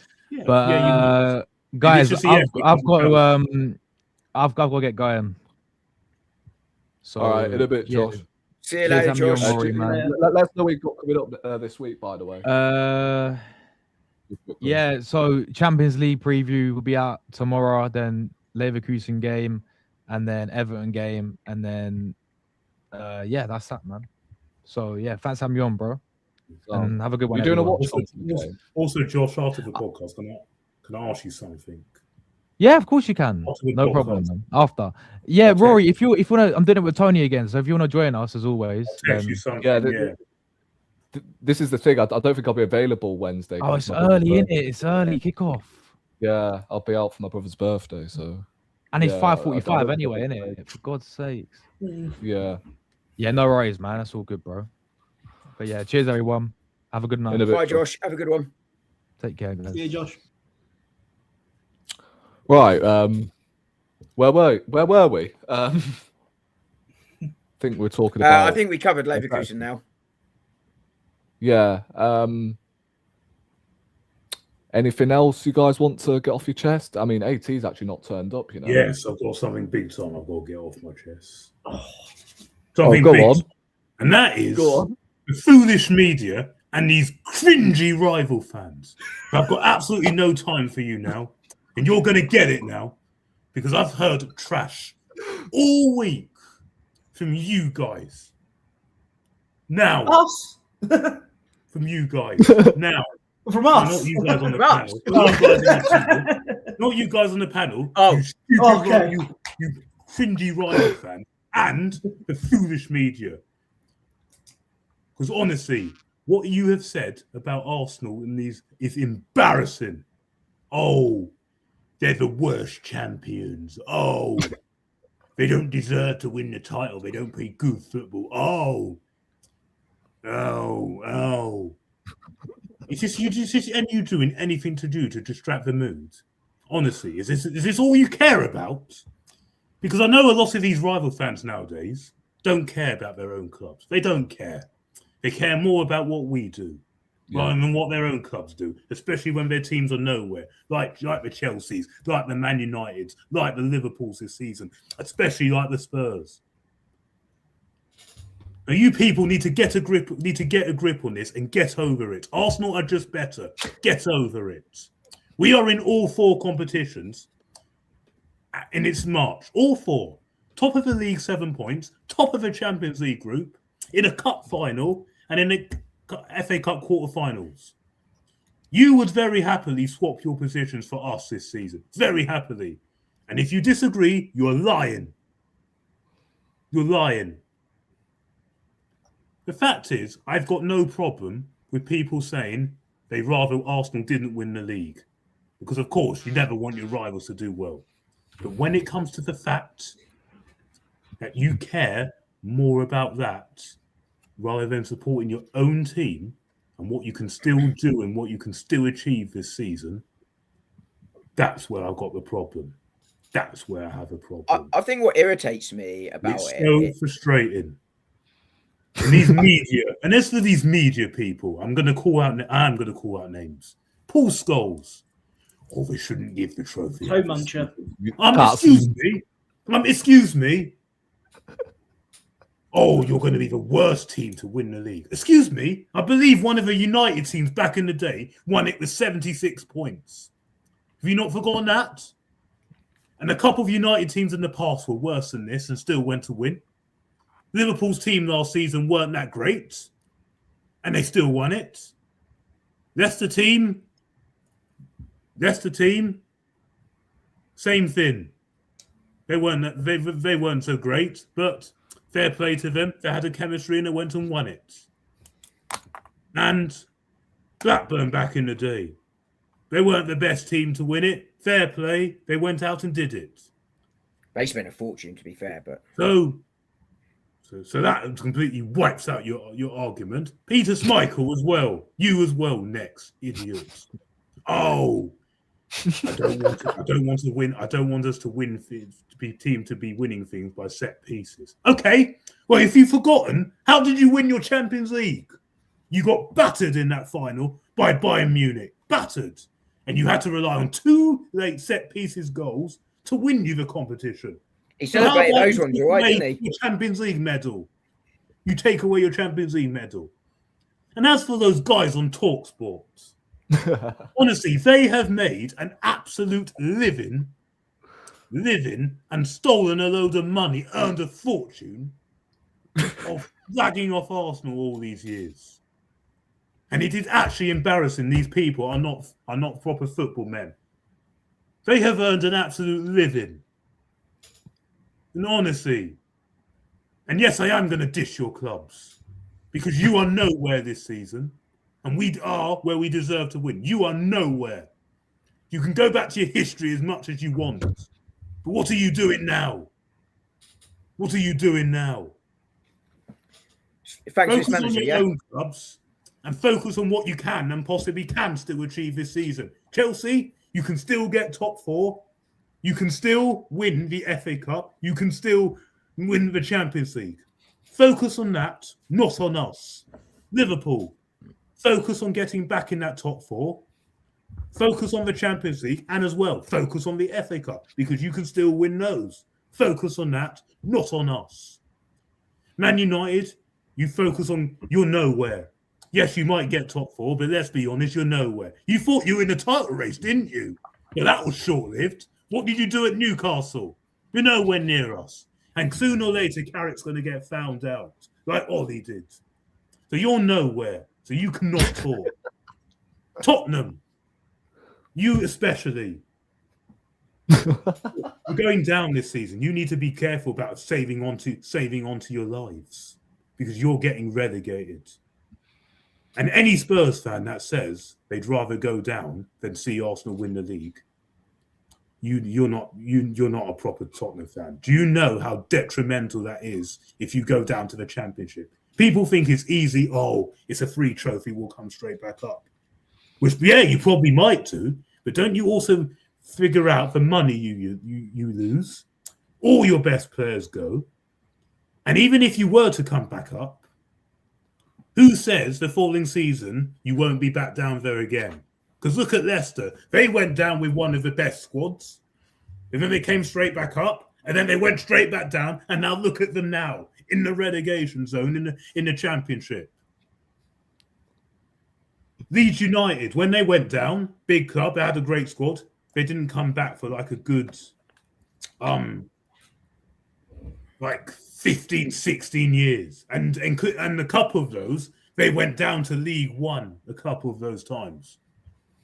Newcastle, they went down in 2009. They had a great squad, a very good squad with actual character players. But because they were run so badly, that was what done. That's what they've done. So think about all that, and stop worrying about us. Think about that. And you've appointed the wrong manager in, who I hope he stays, because he's going to send you down. He's the worst Tudor since King Edward VI. If you don't make a change now, you're going down. He's sending you down because you've got worse under this guy. Class. And then you can come back and say, "Oh, but we've won trophies in recent years." Oh, no. What are you doing now? We might win more than you. We might win more than you this season because we're still in every chance. What are you doing now? Are you even focused more on that, or are you focused on what we do? And are you focused on what our style of play is? Look, Chelsea were like that back in the day under Mourinho and under Conte, playing football like that. Last week you said it were rubbish. But they won the league. No, because Mourinho wins you a title right now. They win the league. They won the league, so they don't care. Cool. So these people need to pipe down. And as for that Brighton manager, you're next. Don't think you're what you said is embarrassing. Oh, when has he become? He's become a top gooner. What you said, embarrassing. Oh, Embarrassing about this. You said it before and after the game. It's embarrassing. And that sums you up as a player. Oh, I never want to be that club that wins, that plays that way. Oh, excuse me. Who are you? You've won 3 out of your last 16 games. Our style of play is shocking, though. A lot of Brighton fans were booing you. We're booing you at times. You're booing you at times. Honestly, who are you? Are you a prime top manager? That's one thing, then. Are you a prime? No, you never are, and you never will be. You are a rubbish manager. And I'm sure your own Brighton fans know that. So honestly, it's embarrassing what you said. Have some class. Have some class. You said it before the game as well. And you said it last year as well. Have some class about you. Idiots. Have some class. And for people saying, oh, set piece FC, you only do things off set pieces. Hello. You do understand set pieces are a big part of the game. Then what's the point in having that as well, and you disagree? What's the point in having corners? What's the point in having corners? What's the point in having corners and having that? What's the point? About this at some point. What's the point? Yes, the thing is, Dom, before this, I don't mind doing this if it wins us things. I just wasn't sure whether it's sustainable. If it doesn't win us anything at the end of the day, then we can have it. Then doesn't win us the Premier League, then yes, we'll come back to that and we'll explain all that. Then it'll be a problem. But people also need to remember this, and I've done a piece on this, and I've given it some facts. Us, only Bayern Munich and Barcelona, out of Europe's top 5 leagues, have scored more goals than us, and we've scored over 100 the first Premier League. We have won 35 games this season, which is the most in any season under Mikel Arteta, even more than the last 2 seasons, and we've done it in fewer games. And we are witnessing the highest win percentage in Arsenal's history, even more than the Invincibles. So for people to come out and say, "Oh, you're bad champions, you're the worst champions," all of that, stats there say we're not, and doesn't lie. So I was right then. Titles, yes, but I'm talking about these rival fans. I have no class, and this media, who honestly, who make a living and knows the money of slagging off Arsenal. Honestly, you would all happily swap positions for us right now, and if you disagree, you are lying. You are lying through your back teeth. So, Front teeth. You mean your front teeth? Yeah, your front teeth, whatever. So, respect us. Stop all your hate. Stop obsessing with us. Just admit we are just better, and you know it. Focus on your own club and what you can achieve this season. And if you're in the mud, you're in the mud. Oh, and if you think the Premier League quality isn't great this season, it might not be, but that's not our fault. Not our fault. We just do what we do. And at this stage of the season, it's about getting results. Getting results. And that is what we are doing, especially at these hard away grounds. Hard away grounds. So, pipe down, focus on your own clubs, learn the facts, do your research before you start bashing up with hate and all that. Because I can guarantee you're straight on your high horse. Haven't you been doing the same thing, though? That than your own clubs who are in the mud and are nowhere. Right, so in conclusion, haven't you been doing the same thing? If we bottle it, you're going to be facing some strong criticism there if we bottle it, Seb. But fair play to you. Well, I just think something needs to be said because this has driven me mad, this hate and all that.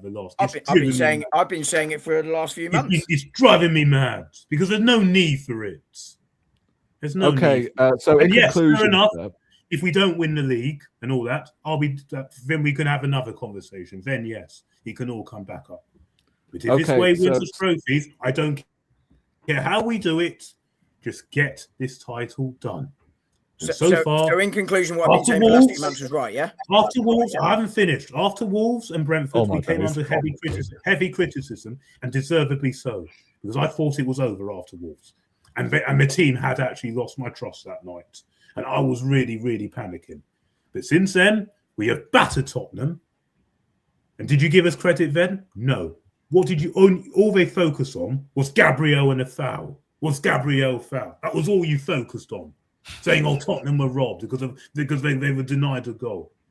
If not focused on the fact that they were actually bad and Arsenal were actually good. Chelsea, we beat another rival, another hard game. All they were saying, "Oh, you only did it because of set pieces. You're boring out of play." Brighton, we beat notoriously hard away ground. Oh, he's not meditating or what? Have Dom and Seb done a freaky Friday? Brighton didn't actually do anything to deserve anything. Yes, they had lots of the ball, but they created nothing and did very little with it. So no, that goes out the window. They didn't exactly pepper us. Is the performance sustainable though, Seb? Was the performance sustainable? The thing is, I don't think we'll be playing like this. I don't actually reckon we'll be playing like this. I think I think we will.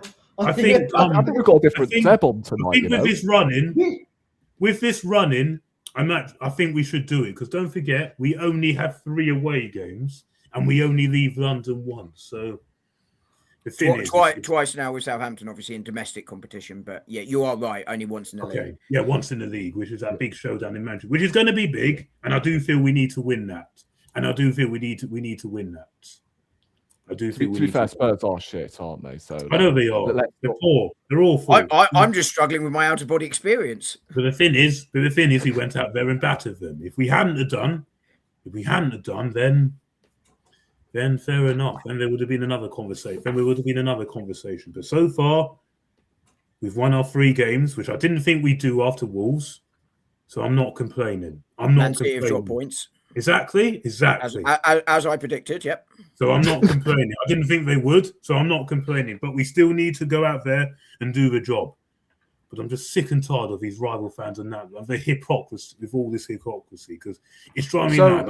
And I just don't think any of this outside noise helps things. I just don't think it does. I just don't think it does. And I think it could help. Ironically, I think it could help because it could create that siege mentality. I don't think it helps because obviously people pick up because they try to do everything they can to distract the moods because they're that desperate for Arsenal not to win more than if it was Liverpool in this situation, everyone will be saying, "Oh, I hope Liverpool do it because we don't want City to keep winning because they've cheated." And it's the same boring City winners. But if it's Arsenal, it's no, we need City to win. No. If it's Arsenal, it's a different story. If anyone else, they'll be desperate for that. That's what gets me. I think before Rory comes in with his question, I think what annoys me about it is it's not necessarily that, like, people can have their views, and actually Arsenal have won 1 trophy in 5 years, so I kind of get it from that point of view. Okay, I think what irritates me is when facts are not presented correctly. So, like Brighton, that yes, it wasn't good. We didn't keep the ball in play much, but also we had the ball went out of play in our favour for the second most number of times this season. And also, I think 25 games have had the ball out of play more time than that. But what they also left out of that was the fact that I think we've had the ball in play for the 6th most this season in the league. Brighton have had it for the 17th most in the league. So we've had the ball in play significantly more than Brighton. So it's choosing the narrative based on without actually presenting the wider context. That's what gets me. Exactly. And you're criticising Raya for time wasting. Excuse me. Raya is ranked 16th. Their keeper is ranked 2 in 2 or 3. 3rd, I think it is. Yeah. Honestly, these people and this Brighton manager, obviously, you people. Honestly, it's why I like to talk about facts. I think they're important. You ought to be ashamed of yourself. That Dom and Seb would actually agree. Oh my god. Yeah, I do for once. But we do have to get these trophies over the line because if we don't, then we can have this conversation. Then yes, I'll say I don't like how we're playing. But now it has got to the point where I don't care how we do it. I just need this title done. I just need it done.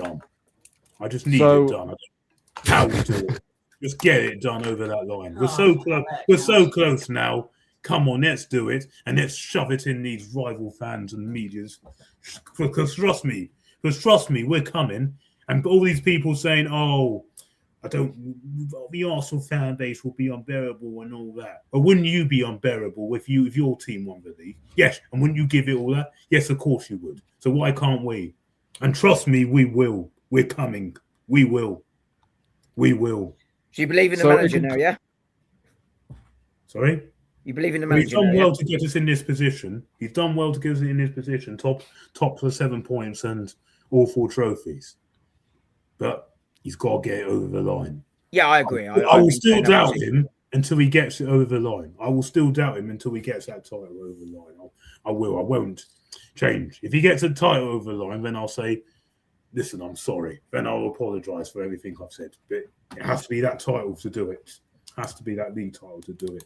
Then I'll be like, okay. So, cool. In conclusion, right, to all of that, haven't you been doing the same thing that these rival fans have been doing, cussing Arsenal this whole time? When we've dropped points and when these performances haven't been great, then yes, of course I've had a problem with it. But the thing is, we're now getting results in the running and we're still where we are. But these rival fans, I'm sorry, they just have no logic to us. It's the ones more that care about us, what we do, about us failing. I agree with that, yeah. I mean, it's that's what gets me. I haven't got a problem when they say, I don't want Arsenal to win the league. Fair enough. And if it's a Chelsea fan and Tottenham, of course you don't. But it's when they care more about that rather than their own club, who can actually still have a successful season, who can actually still win things and have a successful season, and it's Man United fans that. No, they can't. It's Man United and Liverpool fans. Yeah, Man United can say no. Yeah, they have won more trophies than us in the last few years. Doesn't matter. Also, they do it. They're not close to challenging all that. It doesn't matter. They're nowhere. And look at and they're talking about more trophies. How did they do in that Europa League final and the most embarrassing Spurs thing? No, I've got no time for that cup, especially. No, those fans deserve nothing. That team deserves nothing. No. And thinking of their back, and then they're being arrogant and plotting ways how they can win the league, how they can still win the league. Honestly, I've never heard so much nonsense. Where you lost to a 10-man Newcastle, as well as a 10-man Everton this season. Don't you ought to be ashamed about that? You ought to be ashamed about that. 10-man Newcastle couldn't be. The thing that does it for me, right, is Man United fans cheering on Man City to win the league when Man City all these years have caused all that trauma in the past with, the Aguero moment, Liverpool in particular, the Liverpool fans, that they want Manchester City to win the league only because I know. I don't understand that. I don't understand that. Yeah, I don't either, to be fair. I don't get that. I know they'll probably say, Arsenal are more relevant to us because they don't probably know many Man City fans, because most Man City fans actually live in Manchester. Well, yeah, you won't go around seeing many. Well, you'll see young kids putting City shirts on, but you won't see many nowadays. I don't know many Man City fans. I know a few, and yes, I'd probably be the same if it was whenever it was between City and Liverpool, I'd always want City to win. And whenever it was between City or United, I'd always want City to win, mainly because I don't care about their. Yeah, but it's just all the trauma that Man City has caused Liverpool over the years. Yeah, I know, but I know. Yeah, I don't understand why you'd want your biggest rival to win, right? I mean, for Manchester United, obviously the recent history, well, not so recent, it's 20 years ago now, with Arsene Wenger and what have you, get the rivalry. But ultimately, and, at that point, you'd argue we were bigger rivals than City, but City are your historic rivals. You should never, ever want them to win the league. It's like I can understand Tottenham fans and Chelsea fans not wanting us to win the league. Yeah, them two I can understand. But care about what your own club as well. First, I don't understand Tottenham fans saying I'd rather be relegated to avoid Arsenal winning the league. I don't understand. No, and then you don't support your clubs. Then they're not proper fans. Because honestly, people think it's just as easy to win back up. It ain't. Then they're not proper fans. Isn't. And we're about to win the league, and these are about to be relegated. On the contrary, on that, if you're an Arsenal fan that says I would rather see Tottenham go down than us win the league, then you're not a proper Arsenal fan. Yeah, exactly. Because people ever ask me, say, would you sacrifice winning the league if it meant Tottenham went down? Absolutely, 100% no. The closest I would get would be, the closer I would get to that would be losing on the final day of the season, having won the league to see Tottenham go down. That's the closest I would get to that. But there's no way I'm sacrificing league. But we play Crystal Palace that day. They're not in the relegation scraps. Yeah, that's what I'm saying. If we've won the league, then I'm. It's a one time I would be happy for Arsenal to lose if it relegated Spurs, but only if we won the league. And look, I've been saying this stuff for months and months and months, right? And it does count for nothing if we don't win the league. Absolutely, or win trophies certainly this season. But I do find it interesting how that narrative is flipping sort of week by week. In terms of where people are expecting Arsenal to go. We're now gone from we're bottling it to we're going to be champions in 7 days. The reality is the league still has a long way to go between now and the end of the season, and there are going to be some more ups and downs for everyone. But trust me, if we do not win this title this season, I'm never coming back on this podcast, and I'm gonna completely. I'm not coming back. Trust me, because I'll be so down, and I'll say nothing but not good words to say about the club. But the thing is, I just had to say what I said about these rival fans, because it's been doing my head in all week. It's been absolutely irritating me. I was saying, you're the worst champions, or you'll never be regarded as proper champions like City. I don't even know what that's supposed to define. No, I'm sorry. That's just a disgrace. And Scholes, we shouldn't give a trophy out. That trophy out this season. You wouldn't be saying that if City were top. You wouldn't be saying that. It's only because it's Arsenal. You just can't have Arsenal winning it.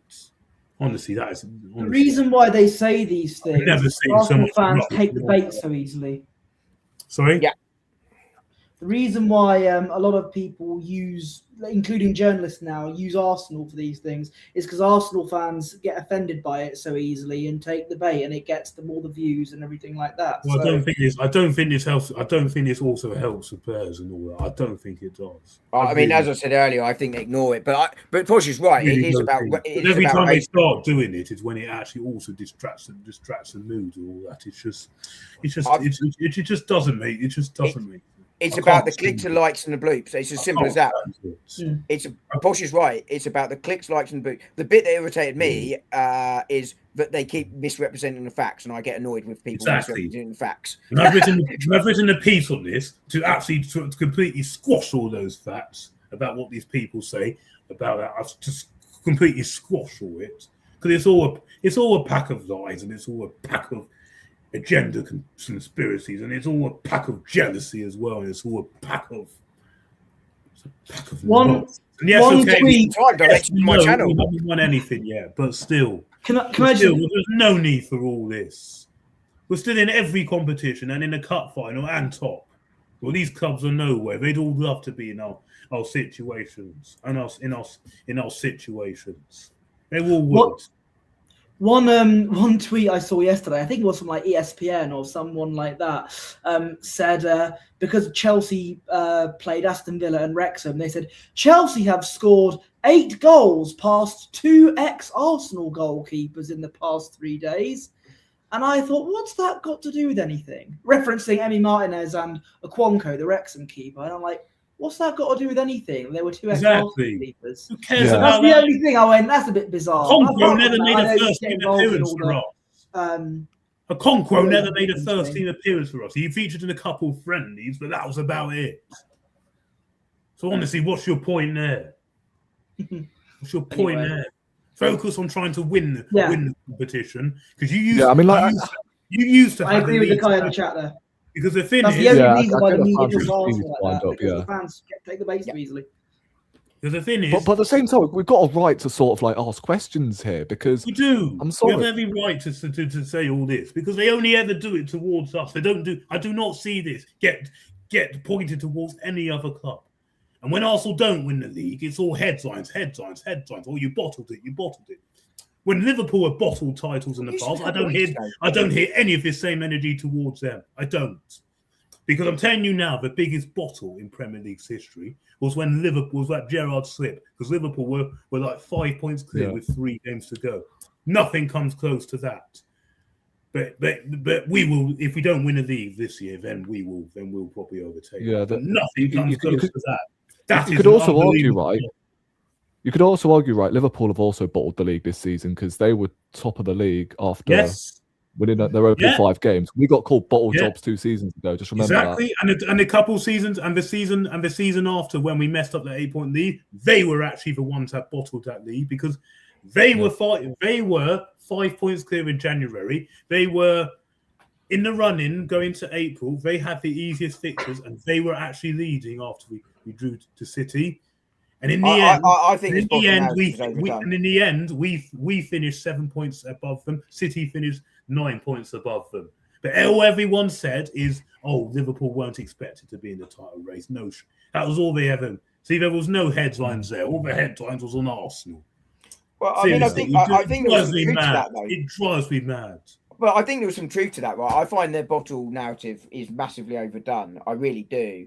It's a narrative that annoys me more often than not. But as a comment here says, I think you're a Manchester United fan, and I think he's spot on. So sorry if you're not a Manchester United fan, but Burgess said it earlier. It is about a headline. It's about getting the clicks. It's about getting the interaction and getting the money in. That's what they're all being done for. And that's why TalkSport do it, because they've made they have made absolute living and a shed loads of money all from slagging off Arsenal.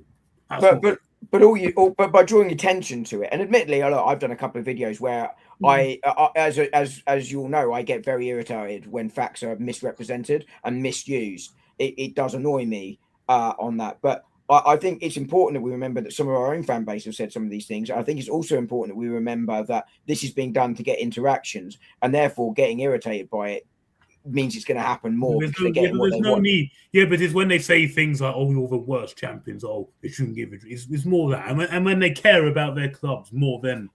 Yeah, but again, just not getting wound up by it is the best way to go away. That's what does my head in. It's not so much that they don't want us to win, and it's not so much that it's they obsess about us. They obsess about us the way they obsess, and they'll make it into like they've won they've won like the Champions League and all that. If it's that gets me. It's that gets me. I don't like that, and they'll use it in a way to just attack you and all that. Best way, as I say, and yes, I understand rival fans. And yes, as I learned on my course today, my therapy course, the definition of a rival fan is that they're against you, they don't like you, they're not supposed to say good things about you. They are fully against you. Yes, I get that, and that's part of the joy of the game. But as I've said what I need to say. That's the reason. There is reasons why it gets to me. That's why, because of the way it's done and the way it's used to make money and all that, just because of the people instead of caring about their own clubs. That is all that is, to be fair. It's just embarrassing. These pundits and all that, they have no shame. Some of them have absolutely, they don't know what they're saying and they have no shame. Yeah. Skulls as well. About going embarrassing you even have Skulls. It's embarrassing you even have a job. Honestly, I don't care how good you were back in the day. You need to learn class and all that. Oh, I shouldn't give the trophy out this year. Yeah, okay, who should get it then? Who should get it? And don't you dare say your own team, who are an absolute mess. Did you see the other day? Like playing like this before. Did you guys see the other day that Van der Sar called Onana world class, but Raya? No, I know. What was he got to do? I know. Seriously, seriously, nothing surprises me with that club anymore.